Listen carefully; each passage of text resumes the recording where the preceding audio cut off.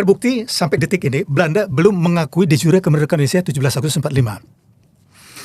Jadi kalau siapapun, ya apalagi kalau seorang presiden, nggak usah sebut namanya, seorang presiden Indonesia berkunjung menginjakkan kaki ke Belanda, sebagai apa? Karena Belanda tidak mengakui 17 Agustus 45. Ya, jadi dia bukan presiden Republik Indonesia.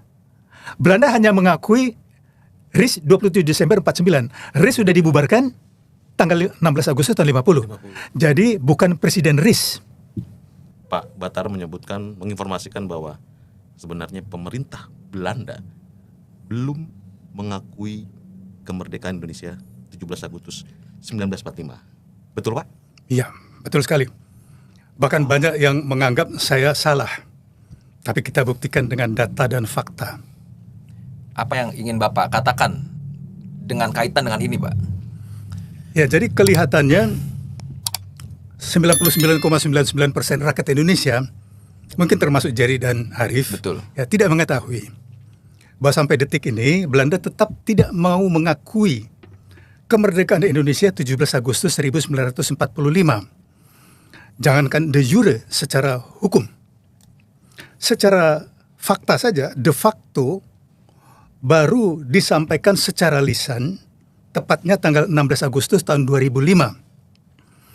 Ketika Menteri Luar Negeri Belanda pada waktu itu Bernard Bot atau dipanggil Ben Bot berkunjung ke Jakarta, dan tanggal 16 Agustus dia berbicara di gedung Kementerian Luar Negeri Indonesia, Jalan Pejambon. Baik.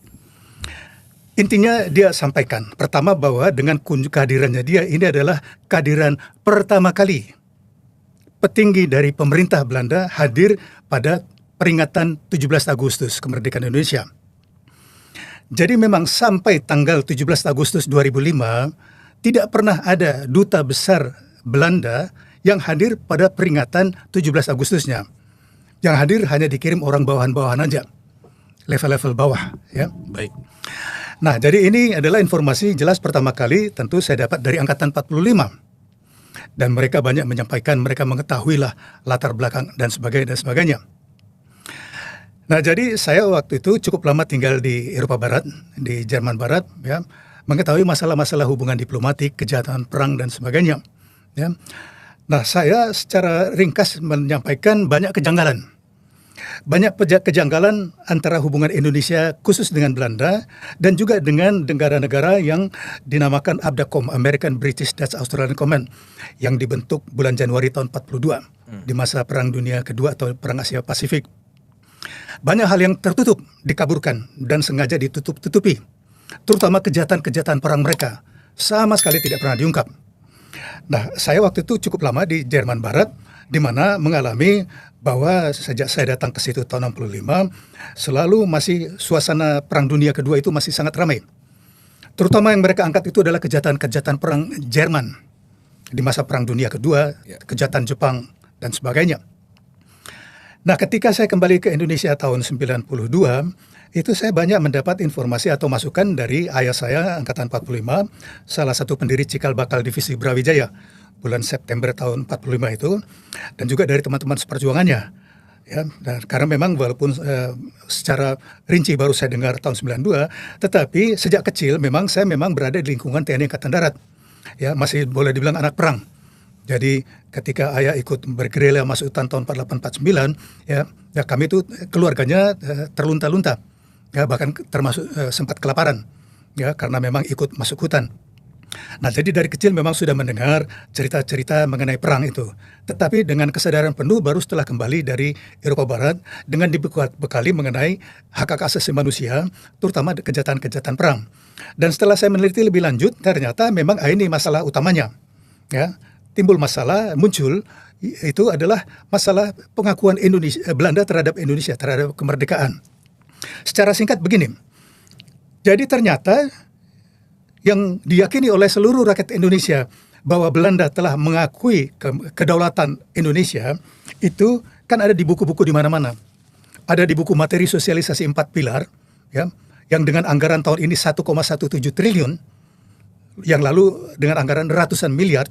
Jadi sejak tahun 2012 sampai sekarang nggak tahu berapa triliun yang sudah dikeluarkan oleh wakil-wakil rakyat, ya, untuk menyebarluaskan sejarah yang salah. Banyak sekali. Dan yang terpenting ini adalah mengenai masalah kedaulatan. Ya. Jadi sekarang coba baca di sini, ya, ini di halaman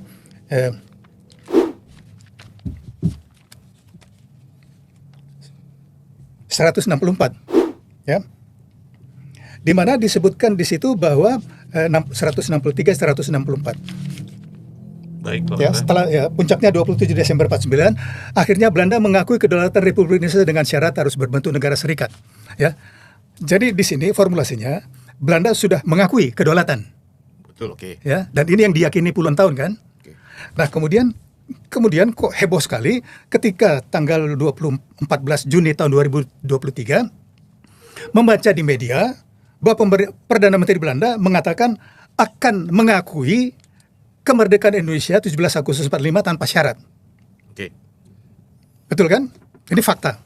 Oke, Sekarang pertanyaan saya, di mana logikanya kalau tahun 49 mengakui kedaulatan? Seperti ada di buku ini dan di buku di mana-mana, di buku TNI Angkatan Laut saya baca, di buku sejarah singkat Kopassus tahun 2016 dan semuanya, termasuk yang akan direncanakan diterbitkan oleh Kementerian Kebudayaan ini, yang sedang dirancang. Pertanyaan saya tidak pernah ada yang bisa jawab. Di mana logikanya tahun 49 Belanda mengakui kedaulatan Indonesia, kemudian tahun 2023 akan mengakui, karena belum, karena akan menyampaikan tertulis kan, akan mengakui kemerdekaan Indonesia 17 Agustus 45. Mohon ada yang bisa menerangkan. Tahun 49 diakui kedaulatan. Tahun 2023 diakui kemerdekaan. Jadi selama ini kita berdaulat, tapi dijanjikan akan diakui. Kan itu belum tertulis. Dia akan menyampaikan tertulis. Jadi bagaimana dulu kita berdaulat, tapi belum merdeka? Bisa mikir nggak? Kemudian 2023 diakui kemerdekaannya, tapi baru dijanjikan akan diberikan tertulis, tapi belum. Sampai detik ini kita podcast ini apa? Ya, sampai podcast ini berarti belum ada surat pernyataan itu. Apakah itu pengakuannya de facto? Karena saya ada di sini berita dari media di Belanda. Jadi kalau di Indonesia hanya diberitakan bahwa Belanda mengakui kemerdekaan Indonesia tanpa syarat 17 Agustus. Tapi di sini ada penjelasan dari Perdana Menteri yang dia maksud. Jadi waktu di parlemen harus dilihat dulu situasinya, mengapa sampai dia spontan terucap kalimat tersebut. Di Parlemen Belanda? Di Parlemen Belanda, Oke. Ya, tanggal 14 Juni tahun 2023. Tapi kemudian di luar gedung, di depan wartawan, baru dia jelaskan. Yang dia maksud dengan mengakui itu adalah dia sebutkan di sini as historical fact. Fakta sejarah. Sebagai fakta sejarah. Jadi artinya de facto kan, bukan de jure. Dan dia sampaikan mengenai hukum, ya, when the Netherlands handed over power and bloody war, ya. Jadi kalau dari segi hukum tetap tahun 49 dan ini nggak diberitakan di media-media di Indonesia, ya. Jadi ini sangat mengacaukan.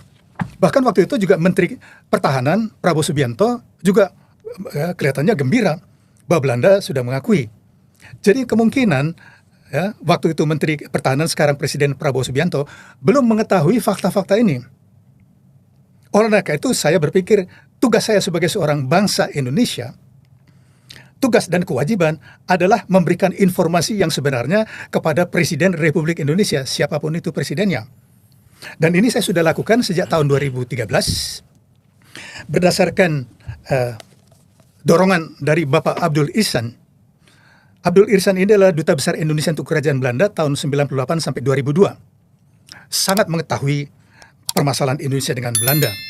Sangat mengetahui alasan mengapa Belanda takut mengakui 17 Agustus 45. Jadi yang perlu dipertanyakan yang disampaikan oleh Perdana Menteri Belanda Mark Rutte, apakah itu menerima acceptance, ya, acceptance as historical fact atau recognition de jure. Ya. Nah mungkin orang awam tidak tahu perbedaan antara de facto dan de jure. Jadi singkatnya de facto itu adalah fakta sejarah, fakta kenyataan. Ya, mereka menerima sebagai kenyataan sejarah, tetapi tidak mengakui secara hukum.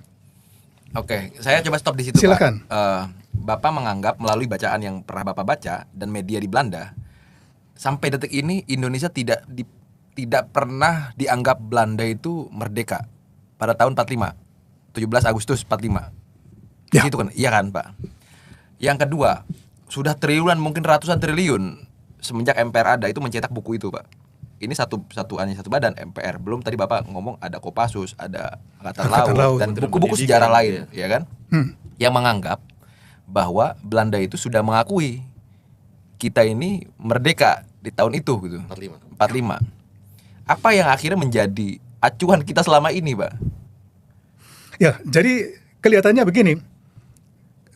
Kalau dalam formulasi saya, kaki tangan Belanda masih banyak di sini, antek-anteknya.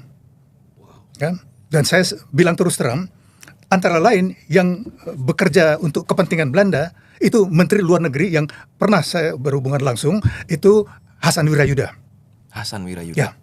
Dan kemudian yang pernah berusaha menghalangi saya untuk ketiga kali ke Parlemen Belanda tahun 2008 itu Sekjen Kemlu Imron Kotan.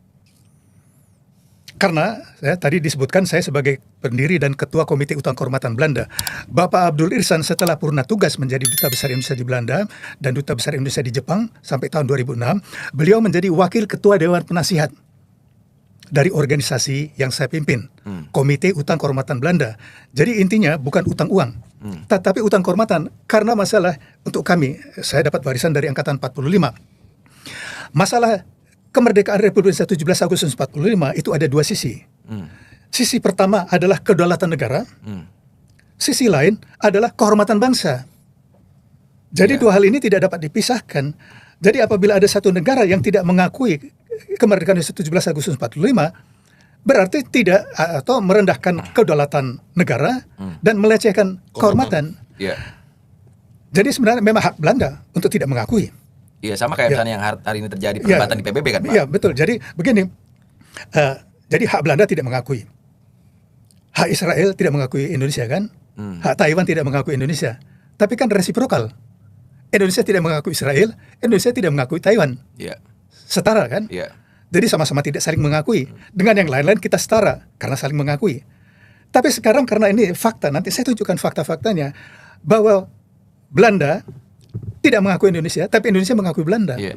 Nah, sorry Pak, maka tadi saya bertanya, kira-kira buku bacaan yang selama ini kita baca, pengetahuan sejarah yang selama ini kita ketahui tentang Belanda itu sudah mengakui kita, itu sumbernya dari mana? Ya, termasuk ini, tanyakan kepada penyusun atau pengarang buku MPR ini. Bapak nggak pernah meneliti itu. Siapa ini yang memberikan ini? Anggaplah misalnya Antek Belanda, kan kayak nggak mungkin Antek Belanda.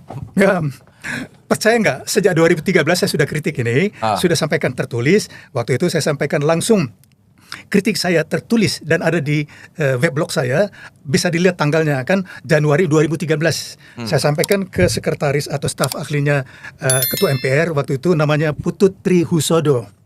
Saya sampaikan langsung, kalau dia masih ingat, saya serahkan, saya datang ke MPR menyampaikan inilah kritik-kritik saya mengenai persoalan ini. Juga dia mengetahui sekali dengan saya sudah menuntut pemerintah Belanda sejak tahun 2002. Ketika di Belanda mereka merayakan besar-besaran 400 tahun VOC, ya, kami dengan Angkatan 45 menuntut pemerintah Belanda minta maaf atas penjajahan dan perbudakan dan juga agresi militer. Nah ini kami selenggarakan seminar kerjasama dengan pemerintah Belanda tanggal 3 dan 4 September tahun 2002. Ini ada buktinya, ada bukunya. Ya. Jadi ini bukan baru. Jadi ini terbukti bahwa kami resmi hitam di atas putih menuntut pemerintah Belanda sejak 20 Maret tahun 2002. Jadi jangan dibilang dadakan, 23 tahun lalu. Lengkap datanya. Jadi kami sangat mengetahui. Jadi mengenai dari mana sumbernya, mesti tanya mereka. Jangan tanya saya. Mungkin nggak Pak, dulu kejadiannya atau Bapak pernah baca untuk menenangkan massa, untuk menenangkan masyarakat Indonesia, bukan by government to government, arti Indonesia dan Belanda, tapi perseorangan gitu. Ada orang Belanda ngomong ke Soekarno atau ada orang Belanda ngomong ke Hatta gitu, udah saya merdekakan kamu, saya akui kemerdekaan kamu. Tapi bukan government ya, tapi person to person gitu. Ya, sebenarnya bukan person, tetapi begini. Sebenarnya baca dengan cermat hasil formulasi konferensi meja bundar. Linggarjati. Apa judulnya di situ? Transfer of sovereignty. Dalam bahasa Belanda, soevereiniteitsoverdracht. Dalam bahasa Indonesia adalah pemindahan, transfer, pemindahan kedaulatan dari pemerintah Netherlands India Belanda kepada pemerintah, ini perhatikan, Republik Indonesia Serikat. Di dalam Republik Indonesia Serikat itu terdiri dari 16 negara bagian dan daerah otonom. Republik Indonesia yang berkedudukan di Yogyakarta ibu kotanya dan pemangku jabatannya itu adalah Asaat Datuk Mudo. itu satu dari 16 negara bagian. Baik. Oke. Jadi kalau dibilang transfer, tahu kan transfer uang Pemindahan. dipindahkan dari satu rekening ke rekening lain. Ah, inilah paralelnya. Transfer of sovereignty, pemindahan kedaulatan dari pemerintah Hindia Belanda kepada pemerintah Republik Indonesia Serikat. Artinya, Republik Indonesia Serikat ini adalah kelanjutan dari pemerintah Hindia Belanda kan? Ya, logiknya seperti itu. Ya, Oke. ya secara hukum. Oke. Karena dipindahkan aja kedaulatannya. Oleh karena itu ini RIS adalah kelanjutan dari pemerintah Hindia Belanda, harus menanggung semua utang dari pemerintah Hindia Belanda kepada pemerintah induk pemerintah Belanda. Hebat kan? Kita yang tanggung, ya, harus dibayar, dicicil 4,5 miliar gulden, pada waktu itu setara dengan 1,1 miliar dolar tahun 49. Sekarang berapa ratus miliar dolar? Dan itu kita bayar, Pak. Sampai tahun 56 dicicil, sampai sudah 4 miliar sudah dicicil. Kemudian pemerintah Indonesia tahun 56, waktu itu kabinet Ali Sastro Amijoyo, dengan desakan dorongan dari terutama dari mantan TNI, termasuk ayah saya, ya, yang menyatakan ini kita bukan kelanjutan dari pemerintah Netherlands ini. Kita sudah negara merdeka dan berdaulat. Baik. Nah, pemerintah Indonesia, kabinet Ali Sastro itu membatalkan secara sepihak seluruh hasil konferensi meja bundar. Ya, tetapi sebagian terbesar sudah terlaksana. Semua 23.000 tentara bekas tentara Kenil diterima ke TNI. Ini yang jadi masalah besar pada waktu itu, terutama peristiwa tahun 65. Karena masih banyak antek-antek Belanda di situ kan, kaki tangan Belanda yang masuk di TNI. Banyak sekali di situ yang keberatan-keberatan dari, terutama dari TNI, yang menyatakan kita tidak kalah perang. Kenapa kita harus yang membayar? Di mana logikanya? Harusnya Belanda yang membayar sebagai agresor. Nah, ini yang paling ditakuti. Oke. Kalau Belanda adalah agresor, mereka harus bayar pampasan perang, dan status veteran yang dulu mendapat tanda jasa menjadi statusnya penjahat perang. Iya, Ini sampai sekarang yang sangat ditakuti. Nah, jadi kembali ke mengenai formulasi itu. Jadi kalau kita mau luruskan peristiwa konferensi meja bundar itu adalah pemindahan kedaulatan dari pemerintah Hindia Belanda kepada pemerintah Republik Indonesia Serikat. Kemudian tanggal 1 persatu negara bagian itu membubarkan diri dan bergabung ke Republik Indonesia. Dan terakhir, tanggal 6 setelah semua negara bagian bergabung ke Republik Indonesia, tanggal 16 Agustus tahun 1950, Presiden Republik Indonesia Serikat, Soekarno, menyatakan pembubaran Republik Indonesia Serikat. Kemudian tanggal 17 Agustus 1950, Insinyur Soekarno, seperti tahun 45, menyatakan berdirinya kembali Negara Kesatuan Republik Indonesia berdasarkan proklamasi 17 Agustus 45. Nah, ini formulasinya. Jadi bagaimana dipelintir kemudian Belanda mengakui Republik Indonesia. Oleh karena itu Belanda tetap berpegang pada tahun 49 yang itu adalah hadiah Belanda. Ya. Yang meja bundar tadi itu ya. Ya, paham kan? Itu hadiah Belanda. Paham. Begini Pak Batara. Silakan. Ini kita harus clear and clear nih, Ya. biar kita tidak meneruskan dugaan pembodohan fakta sejarah kepada generasi bangsa. Ya. Dari berita kami mendapat pengakuan pemerintah Belanda terhadap kemerdekaan Indonesia 1945 itu menurut berita yang kami dapat baru dilakukan atau telah dilakukan pada 16 Agustus 2005. Tadi Pak Badar sudah menjelaskan. Ya. Sehari sebelum peringatan 60 tahun proklamasi kemerdekaan Indonesia oleh Menteri Luar Negeri Bernard Bot. Dari informasi ini sebenarnya berarti sudah dong Pak. Pada 16 Agustus 2005, pemerintah Belanda sudah mengakui kemerdekaan Indonesia 1945. Mana yang benar nih Pak Batara? Ya. 16 Agustus 2005 ini apa yang terjadi sebenarnya? Formulasi kalimat berita dalam bahasa Indonesia itu yang salah. Beritanya benar. Ada peristiwa tersebut. Menteri Luar Negeri Belanda tanggal 16 Agustus pidato. Betul. Tetapi formulasinya itu salah. Karena mereka tidak mengetahui perbedaan antara menerima acceptance dengan recognition, pengakuan. Ini terminologi hukum. Yang benar yang mana? Ya, jadi begini. Jadi Menerima kalau atau mengakui itu? Ya, saya punya data tertulis Ya. dan juga jawaban dari Menteri Luar Negeri Belanda. Bernard Bot. Jadi bahwa betul Menteri Luar Negeri Belanda Bernard Bot datang ke Jakarta, betul, menyampaikan pidato, betul. Tetapi tidak dituliskan di situ bahwa dia datang ke Indonesia itu untuk memenuhi tuntutan kami, Komite Utang Kehormatan Belanda, tanggal 20 Mei tahun 2005. Ya, menuntut ada tiga butir. Ya. But 2. Mengakui kemerdekaan Indonesia 17 Agustus 45, meminta maaf kepada bangsa Indonesia atas penjajahan, perbudakan, pelanggaran HAM berat dan sebagainya. Ini tuntutan Bapak sebelum akhirnya si Menlu datang ke Jakarta. Iya, jadi ini tanggal 20 Mei. Oh. Menlu datang tanggal 16 Agustus kan? Iya. Betul. Dan saya belum bawa, tapi ada data lengkapnya. Pidato Benbot lengkap tanggal 16 Agustus di Jakarta, dan sehari sebelumnya 15 Agustus di Belanda, peringatan pembebasan tentang warga Belanda dari interniran Jepang setelah Jepang menyatakan menyerah tanpa syarat tanggal 15 Agustus kan. Saya punya 2 teks lengkapnya.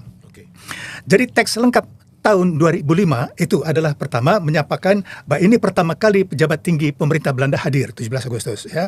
Dan ini menandai bahwa mulai hari ini, artinya sebenarnya 16 Agustus kan, pemerintah Belanda menerima, kalau bahasa Belanda unfolding, bahasa Inggris acceptance, itu formulasinya. Acceptance the proclamation as moral and political. Jadi secara moral dan politis. Kemudian tanggal 17 Agustus dia diwawancarai oleh Dian Krishna, Putri Indonesia tahun berapa itu, yang kebetulan saya kenal. Baik. Jadi ketika dia kirim waktu itu masih email, belum ada WA kan. Baik. Email saya, ini Pak Batara, besok saya akan mewawancarai Menteri Luar Negeri Belanda. Apa yang harus saya tanyakan? Bisa tanyakan itu. Masih ada Dian Krishna kan. Saya kirim di situ teksnya. Pertama tanyakan, mengapa dia sebutkan itu mengakui secara moral dan politis, tidak de facto secara yuridis. Dan kedua, itu mengapa tidak membahas mengenai pampasan perang, kejahatan perang. Saya kirim email, masih ada semua. Dan dalam wawancara itu Bernard Bort ya, di Metro TV ya, silakan tanya dokumen Metro TV tanggal 17 Agustus tahun 2005, pasti masih ada ya. Dia menjawab atas pertanyaan pertama bahwa pengakuan de jure itu sudah diberikan akhir tahun 49. Formulasinya pengakuan de jure legally. Dan kedua, mengenai pampasan, dia bilang dengan banyaknya turis Belanda datang ke sini bla bla bla, itu sudah sebagai itu gila kan? Ya, turis Belanda yang datang ke sini masih jauh di bawah Jepang dan Taiwan, ya, di bawah Malaysia segala macam. Masa itu mau dikategorikan sebagai membayar pampasan perang? Ya, kan mereka cuma belanja puas segala macam. Tapi oke, itu terdokumentasi semuanya. Jadi kalau dikatakan bahwa Belanda sudah mengakui, ya, itu baru secara lisan, dan formulasinya acceptance secara politik dan moral. Tetapi sehari kemudian ketika ditanya kenapa tidak secara hukum, kalau secara hukum sudah tahun 49. Dan ini diulangi oleh Perdana Menteri Belanda Mark Rutte tanggal 14 Juni tahun 2023. Bisa nanti saya bacakan. Kemudian begini. Jadi itu baru lisan. Kemudian ketika Presiden Susilo Bambang Yudhoyono rencananya bulan Oktober tahun 2010 mau ke Belanda, situ sudah sampai di bandara. Tapi kemudian mendapat berita bahwa kelompok RMS sudah menggugat presiden dengan tuntutan singkat ya, di pengadilan Belanda agar menangkap presiden Indonesia begitu menginjakkan kaki ke Belanda. Begitu menginjakkan kaki ke bumi Belanda, maka itu sudah masuk yurisdiksi Belanda dan sudah bisa ditangkap untuk kejahatan segala macam. Ya, coba baca lagi lengkapnya. Ya, presiden sudah di bandara. Tetapi kemudian sebelum kunjungan itu, tanggal 30 September tahun 2010 di Solo Pos itu disampaikan penjelasan dari staf khusus Presiden di Hubungan Internasional Teguh Faisal Shah. Dia menyampaikan surat sudah diinisiasi tahun 2009. Ya. Nah, ini yang paling penting. Ini pertama kali Presiden RI akan melakukan kunjungan kenegaraan resmi ke Belanda semenjak proklamasi kemerdekaan 65 tahun 9. Baik. Ya. Selanjutnya, waktu Pak Harto, Gus Dur, Bu Mega dahulu bukan kunjungan kenegaraan. Jelas vice. Ya. Nah, jadi sementara kunjungan kenegaraan nanti berlangsung atas undangan bla bla bla, dan dalam kesempatan ini pemerintah Belanda akan memberikan secara tertulis pengakuan tersebut, katanya. Oke. Nah, jadi setelah membaca ini, saya membuat tulisan yang sudah saya kirim kemana-mana juga kan, dengan judul Presiden Susilo Bambang Yudhoyono berkunjung ke Belanda sebagai apa?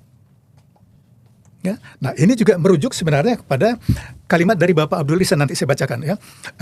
Sudah dijelaskan kepada kami, Bapak Abdul Ihsan adalah Duta Besar Indonesia untuk Belanda 98 sampai 2002.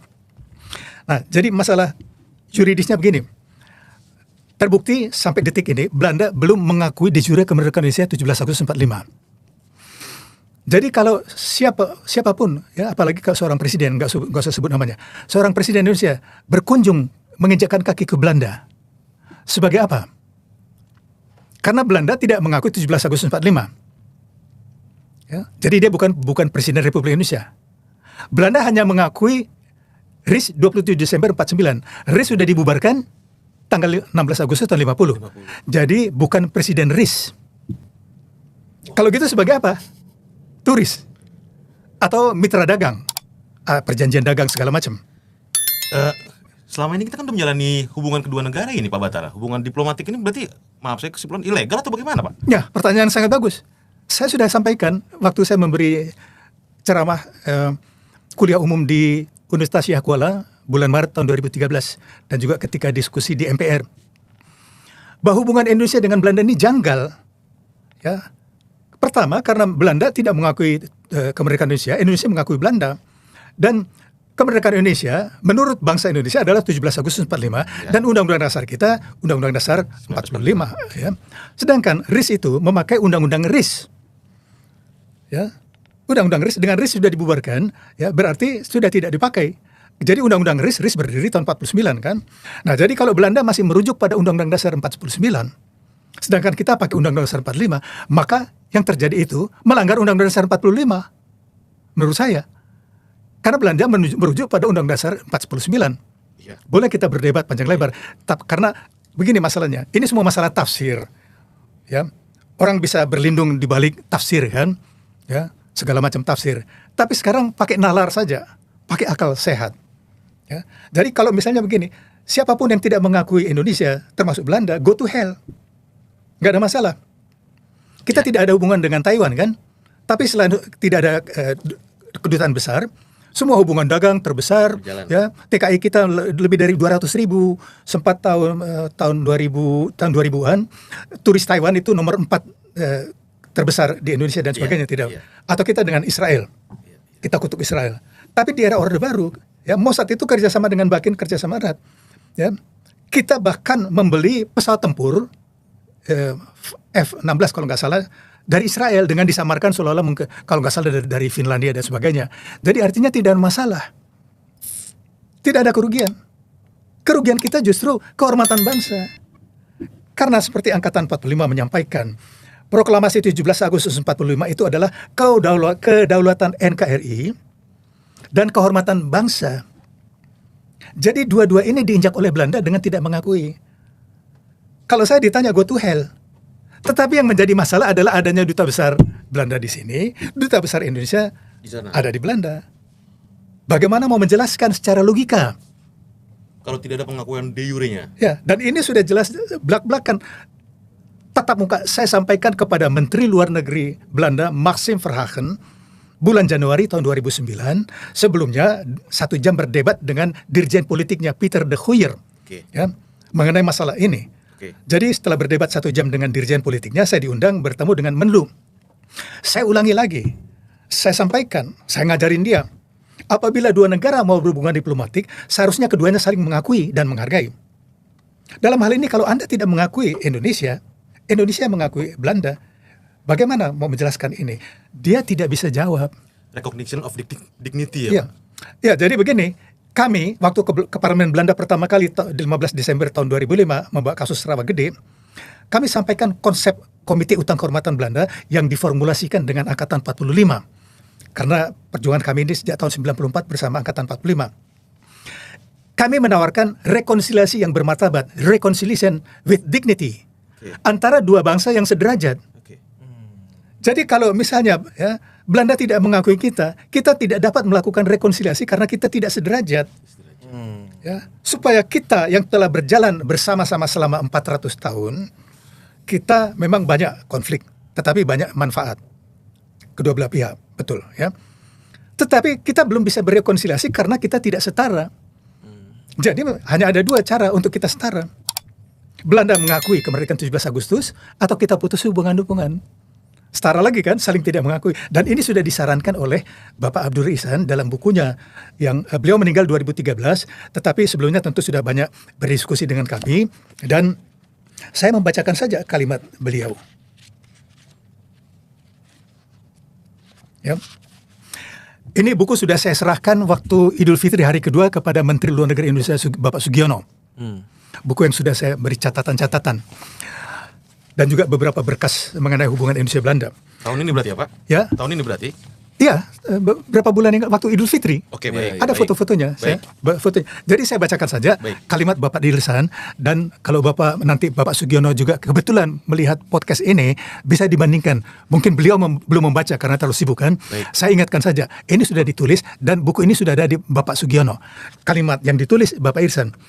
Seharusnya kunjungan Presiden RI ke Belanda hanya dilakukan justru setelah pemerintah Belanda mengakui terlebih dahulu kenyataan politik dan hukum, bukan moral, dan hukum, kehadiran Negara Kesatuan Republik Indonesia NKRI di bumi Nusantara, bukan Republik Indonesia Serikat. Jelaskan kalimatnya. Ya, seperti keinginan Belanda. Nah ini, kalau Belanda menolak, tentunya Indonesia harus bersikap lebih tegas untuk menghentikan hubungan diplomatiknya dengan Belanda atau menurunkan tingkat perwakilan atau minimal mengurangi jumlah personal dan sebagainya. Kan jelas tahapan-tahapan yang ditulis oleh Duta Besar Indonesia di Belanda 98-2012. Beliau itu termasuk senior. Sebelumnya kalau nggak salah Duta Besar untuk Selandia Baru, dan kemudian 4 tahun sebagai Duta Besar Indonesia untuk Jepang. Jadi judul bukunya ini adalah Catatan Kritis Diplomat RI yang pernah bertugas di 2 negara bekas penjajah. Satu-satunya. Izin saya potong Pak. Bapak setuju dengan statementnya Pak Irsan ini? Ya, sangat mendukung karena sudah jelas juga sejalan dengan wejangan dari Angkatan 45. Beliau kan Duta Besar Pak. Ya.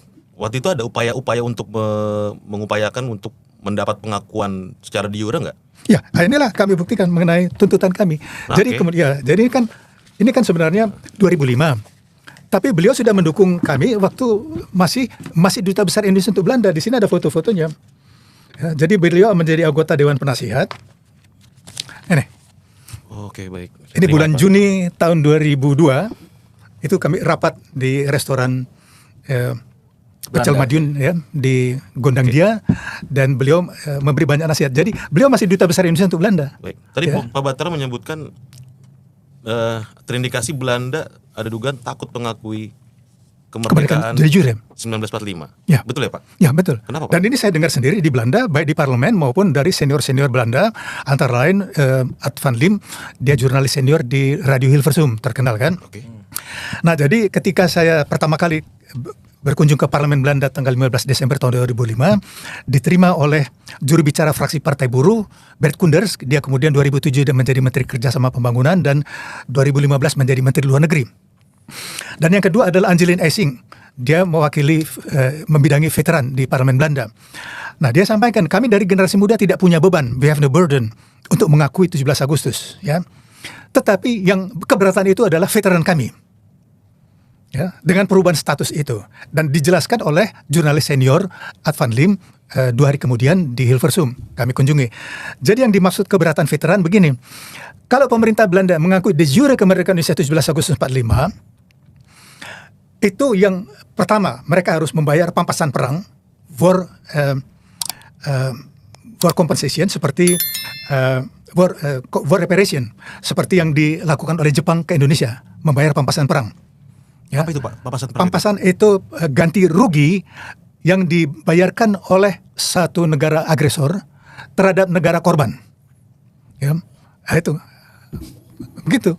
Jadi Jepang sudah ratusan tahun loh Pak kalau Belanda ke Indonesia kan? Ya, bukan pampasan perang. Okay. Lain lagi dengan colonialism, dan lain lagi dengan slavery compensation, lain. Ya, nah jadi ini Belanda sudah bayarkan kompensasi perbudakan untuk Suriname.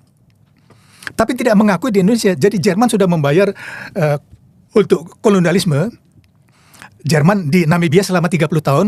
Pemerintah Jerman mengucurkan dana 1 miliar euro, penduduk Namibia 3 juta orang. Jadi betul kalau Presiden Prabowo mengatakan, ya, kekayaan yang dirampok oleh Belanda dari Nusantara itu 150.000 triliun. Ngeri kan? Itu baru penjajahan. Belum kompensasi perbudakan, belum agresi militer. Ini semua masuk papasan perang tadi. Tidak. Oh, tidak. Itu tadi yang dirampok oleh Belanda di masa Kolonialisme. penjajahan. Oke. Kemudian untuk perbudakan itu ada terminologi sendiri, yaitu slavery compensation. Dan untuk kejahatan perang ya ada terminologinya, war reparation. For reparation. Reparasi untuk perang. Nah, jadi ini 3 yang harus dibayar oleh Belanda. Kalau Belanda mengakui 17 Agustus 45. Tetapi sampai sekarang Belanda tetap bertahan, yang didukung oleh guru-guru besar sejarah Indonesia dari beberapa perguruan tinggi. Formulasi mereka periode 45-49 adalah dekolonisasi. Artinya sampai 49 sejarawan Indonesia sendiri menganggap itu periode dekolonisasi, seperti Hasan Wirayuda yang mengatakan proklamasi 17 Agustus 45 itu tidak sah. Sudah lama saya tulis ini. Saya tunggu, mohon maaf, saya tidak sombong. Tapi saya tunggu dia tuntut saya di pengadilan supaya kita bukaan di pengadilan. Supaya seluruh rakyat Indonesia tahu ya siapa yang benar. Ya. Nah, ini jadi saya pikir begini. Kalau kita berani buka semuanya ya, ngeri ini sebenarnya. Siapa lagi Pak guru besar yang Bapak duga? Nah, jadi yang jelas begini. Ada lagi Imron Kotan tahun 2008 itu dia sekjen Kementerian Luar Negeri. Dia berusaha menghalangi kunjungan saya 4 kali ke parlemen Belanda. Karena dia tahu saya dalam rangka menuntut pemerintah Belanda. Tetapi hambatannya itu tidak berhasil. Saya berhasil juga ke parlemen Belanda dan ketemu anggota parlemen Belanda. Dan kemudian setelah itu saya ketemu langsung dengan dia. Saya jelaskan. Ya, kalau dia membaca ini atau Hasan Wirayuda melihat ini, ya silakan saya tunggu. Ya, supaya kita buka-bukaan bagaimana kita, mungkin ini kesempatan terbesar kalau di pengadilan kita bahas mengenai apa betul Belanda tahun 49 mengakui kedaulatan Republik Indonesia atau RIS. Apakah betul tanggal 14 Juni tahun 2023 Perdana Menteri Belanda mengatakan mengakui kemerdekaan Indonesia? Kita buka semuanya. Nah, sekarang kaitannya dengan kunjungan satu presiden Indonesia yang rencananya akan ke Belanda tanggal 26. Jadi tulisan-tulisan saya tahun 2014 mengenai judulnya Dr. SBY ke Belanda sebagai apa, dan 2016 ya bisa ditanyakan ke anggota parlemen dari PDIP, Eva Kusuma Sundari. Saya serahkan tulisan langsung dengan judul Insinyur Joko Widodo ke Belanda sebagai apa? Bulan April tahun 2016. Ibu Eva menyampaikan akan memberikan langsung kepada Presiden Joko Widodo, tapi berkunjung juga. Nah, jadi masih hidup kan Ibu Eva Kusuma Sundari? Silakan tanya beliau. Saya berikan tulisan ini ya. Jadi saya tadi sudah kirim. Nah, jadi permasalahannya begitu. Intinya pertama, kalau Belanda belum mengakui de jure kemerdekaan Republik Indonesia 17 Agustus 45, bahkan menerima de facto pun yang dijanjikan oleh Mark Rutte tanggal 14 Juni tahun 2023, sampai dia mengundurkan diri, kan belum ada. Sampai detik ini. Jadi bahkan de facto pun belum. Nah, jadi kalau Bapak Abdul Risan menulis di sini bahwa Indonesia menganggap Indonesia sebagai negara antah berantah. Kemudian satu sejarawan Belanda, kalau nggak salah Henk Schulte Nordholt, menulis itu, Belanda memperlakukan Indonesia seperti anak haram. Artinya yang diterima keberadaannya, tapi tidak diakui legalitasnya. Kan begitu anak haram. Ya sudah ada, ya udahlah, oke lah. Tapi secara legal tidak ada. Nah, ini jadi masalah besar. Kemudian seandainya ada bisik-bisik dijanjikan kalau Presiden Indonesia datang ke Belanda akan diberikan surat menerima de facto, harus ditolak. Harus ditolak. Kenapa? Kita bukan fakta sejarah, kita hukum. Indonesia terdaftar bulan September tahun 50 sebagai anggota PBB ke-60.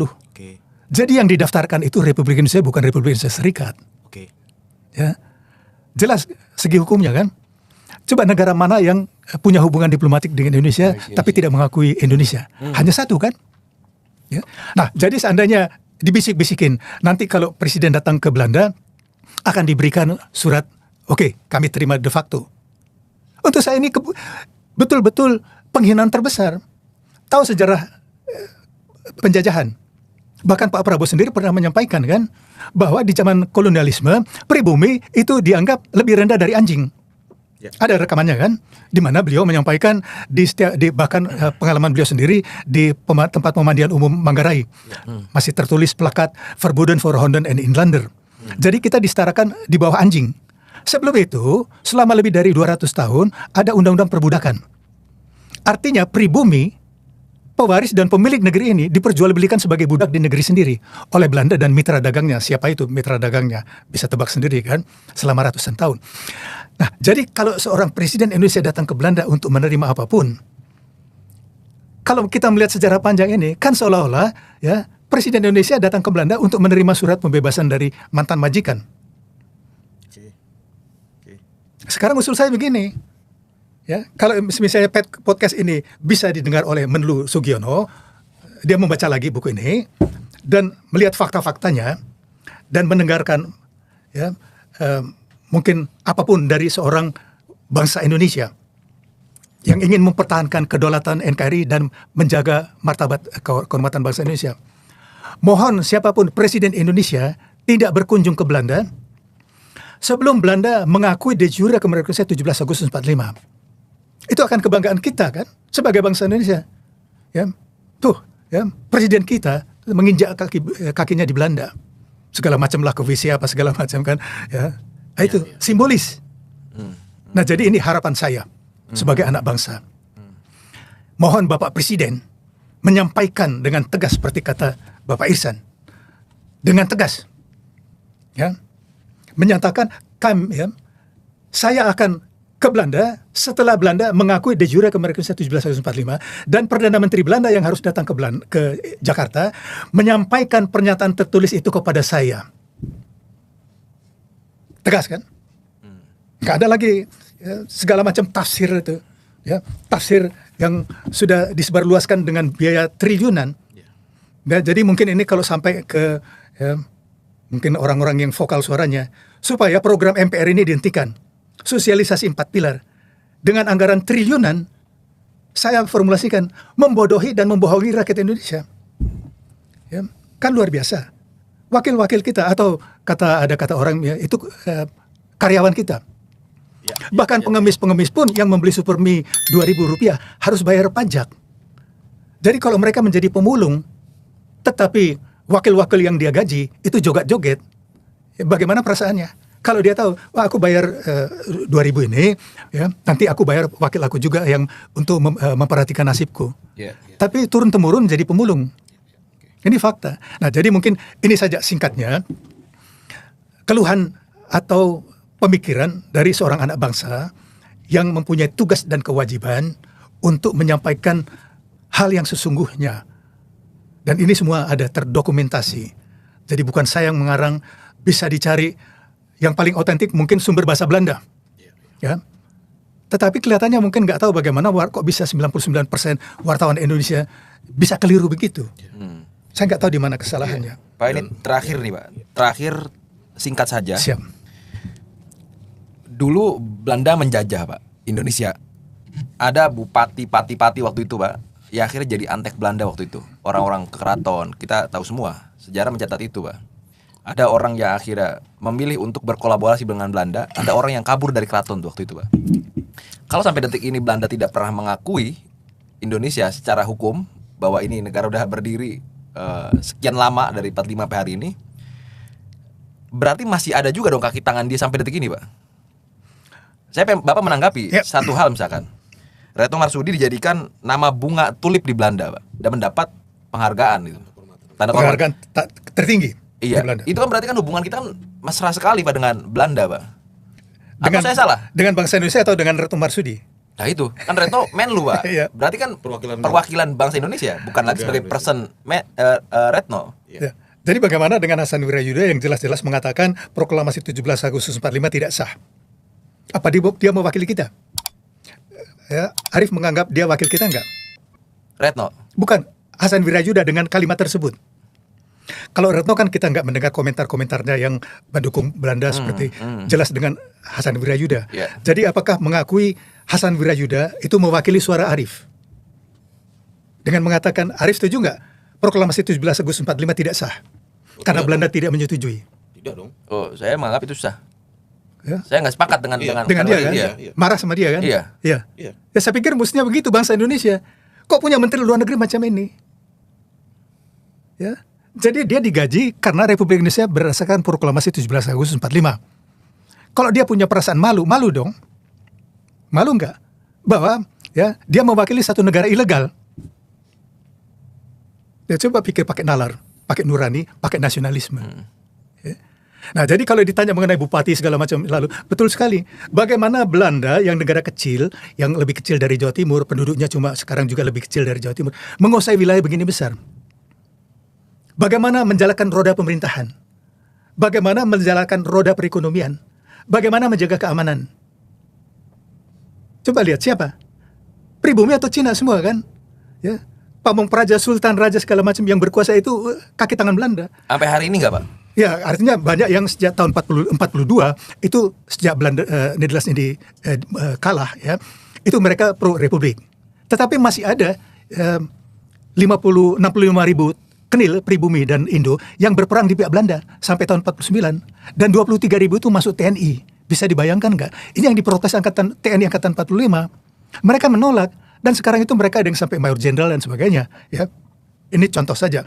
Nah, jadi yang menjalankan roda perekonomian siapa? Coba baca sejarah. Itu semua pedagang Cina. Ya, yang menjaga keamanan kepolisian itu pribumi mayoritasnya. Ya, pimpinan-pimpinan militernya semua Belanda. Ya, pribumi paling tinggi itu Kolonel Raden Abdul Qadir Wijoy Atmojo. Paling tinggi Kolonel Santoso. Tapi mayor jenderal tituler itu Sultan Hamid II, Sultan Pontianak yang pernah menjadi ajudan Ratu Belanda dengan pangkat mayor jenderal. Ya. Tetapi rata-rata itu paling tinggi kapten. Ya, kapten segala macam. Nah, jadi kalau ditanya, ini kita penting sekali pertanyaan itu bagus, siapa yang ini? Kita gali lagi sekarang, kita buka ini fakta-faktanya. Jadi semua sultan, raja, bupati, bedana di zaman kolonial itu adalah kaki tangan Belanda.